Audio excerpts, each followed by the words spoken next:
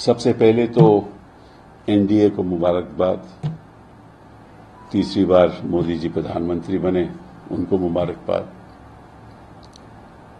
और एक नागरिक के हैसियत से मैं कह सकता हूं कि हम चाहते हैं कि अच्छी सरकार चले, सबकी सुनवाई हो, और जो पिछले 10 साल में मोदी जी के कार्यकाल में, बीजेपी के कार्यकाल में जो हुआ है, उसको दोहराया ना जाए। कई महीनों से मैं ये कह रहा हूं कि जो हमारा देश है उसको बयानों के दौर से एक ऐसा माहौल पैदा किया जा रहा है जैसे हम इस तरफ हम हैं और उस तरफ तुम हो। ये ठीक नहीं है। ठीक इसलिए नहीं है क्योंकि हमें देश को आगे बढ़ाना है, कोई न तो मोदी जी को बढ़ाना है जैसे न किसी और दल को बढ़ाना है।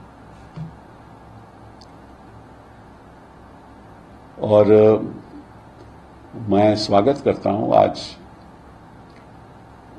मोहनलाल भागवत जी ने एक बयान दिया है, और वो बात मैं कई महीनों से खुद दोहरा रहा हूं। और मुझे याद है कि जब मैं राज्यसभा में था 1998 के बाद 2004 तक, तो उस समय तो वाजपेयी जी की सरकार थी, तो कई बार मैंने वाजपेयी जी का भाषण सुना। और जब भी वो, और अक्सर वो पार्लियामेंट में आते थे, और जब भी भाषण में विपक्ष की बात करते थे तो वो कहते थे हम सत्ता पक्ष में हैं, आप प्रतिपक्ष में हैं, आप हमारे विरोधी नहीं हैं। और मोदी जी ने पिछले 10 साल में विपक्ष को विरोधी बना दिया।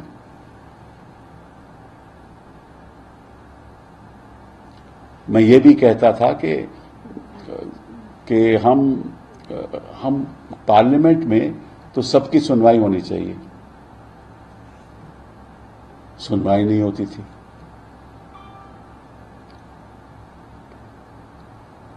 और मैं समझता हूं कि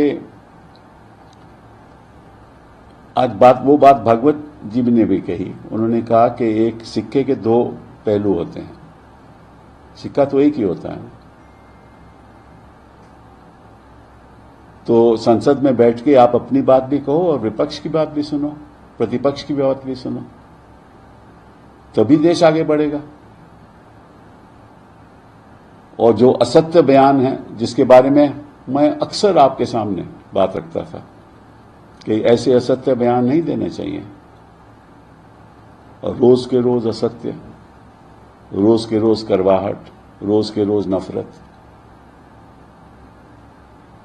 ये देश को कहां ले जाएगा।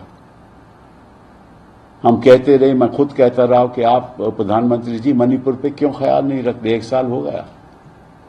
और आज भागवत जी ने यही कहा, आप हमारी मत सुनिए, देखिए, क्योंकि हमारी सुनने की तो आप आदि हो नहीं, आपके डीएनए में नहीं है। उनकी तो सुनो। उन्होंने क्या कहा कि मणिपुर को प्रायोरिटी के हिसाब से उस पर कुछ ना कुछ करना चाहिए। और पुरानी बात है कि मैंने कहा था कि बीरेन जी को वहां बर्खास्त करो, लेकिन आप एक रेसलर को बर्खास्त नहीं कर पाए। बीरेन जी तो कहां रेसलर के जो रेसलिंग संस्था के जो प्रेसिडेंट है उसको बर्खास्त नहीं कर पाए, तो इनको क्या बर्खास्त करोगे आप। और मुझे याद है, और वो बात मुझे आप लोगों को भी याद होगा कि 8 नवंबर 2016 में जब इन्होंने डिमोनेटाइजेशन का निर्णय लिया, नोटबंदी का निर्णय लिया, तो क्या कहा उन्होंने कहा कि इसकी वजह से आतंकवाद खत्म हो जाएगा। वो बात 2016 की है, और 2016 के बाद क्या हुआ, खत्म हुआ आतंकवाद, नहीं हुआ ना। तो कहते कुछ हैं, होता कुछ और है, क्योंकि ये किसी की सुनते नहीं। सुनेंगे तो निश्चित रूप से निर्णय सही होंगे। अभी देखो रियासी में क्या हुआ, जम्मू में कितने लोग मारे गए। और अब खबर यह है, मुझे नहीं मालूम सही है कि गलत है, कि एलईटी का हाथ है, लश्कर-ए-तोयबा का हाथ है। अब उस पर जांच हो रही है। विवाद से कभी बात खत्म नहीं होती। विवाद ज्यादा पैदा करोगे तो भूचाल आ जाएगा। 5 अगस्त 2019 में इन्होंने 370 हटा दिया, चलिए हटा दिया।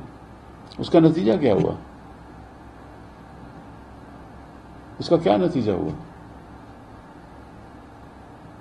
मालूम है? आज के दिन क्या हो रहा है? अभी